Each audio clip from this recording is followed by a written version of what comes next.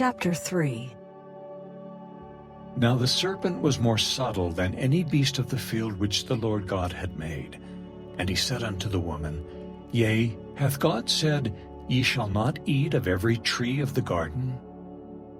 And the woman said unto the serpent, We may eat of the fruit of the trees of the garden. But of the fruit of the tree which is in the midst of the garden, God hath said, Ye shall not eat of it, neither shall ye touch it, lest ye die. And the serpent said unto the woman, Ye shall not surely die. For God doth know that in the day ye eat thereof, then your eyes shall be opened, and ye shall be as gods, knowing good and evil. And when the woman saw that the tree was good for food, and that it was pleasant to the eyes, and a tree to be desired to make one wise, she took of the fruit thereof, and did eat, and gave also unto her husband with her, and he did eat. And the eyes of them both were opened, and they knew that they were naked, and they sewed fig leaves together, and made themselves aprons. And they heard the voice of the Lord God walking in the garden in the cool of the day. And Adam and his wife hid themselves from the presence of the Lord God amongst the trees of the garden. And the Lord God called unto Adam, and said unto him, Where art thou? And he said, I heard thy voice in the garden, and I was afraid, because I was naked, and I hid myself. And he said, Who told thee that thou wast naked? Hast thou eaten of the tree whereof I commanded thee that thou shouldest not eat? And the man said, The woman whom thou gavest to be with me, she gave me of the tree, and I did eat. And the Lord God said unto the woman, What is this that thou hast done?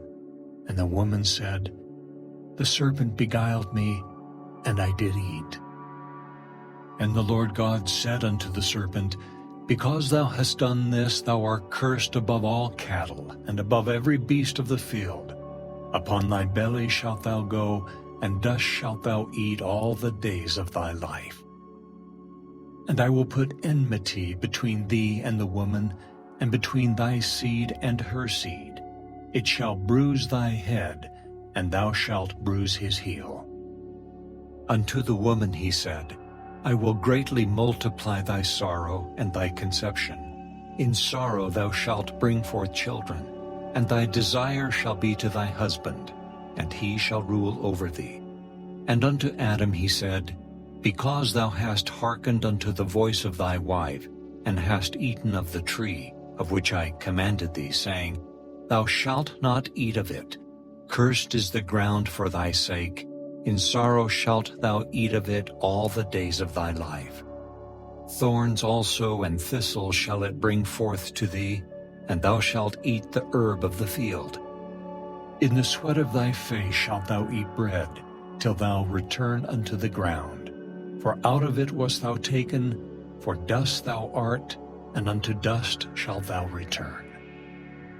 And Adam called his wife's name Eve, because she was the mother of all living. Unto Adam also and to his wife did the Lord God make coats of skins, and clothe them. And the Lord God said, Behold, the man is become as one of us, to know good and evil. And now, lest he put forth his hand, and take also of the tree of life, and eat, and live forever.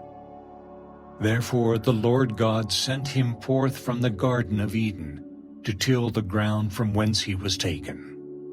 So he drove out the man, and he placed at the east of the Garden of Eden cherubims, and a flaming sword which turned every way, to keep the way of the tree of life.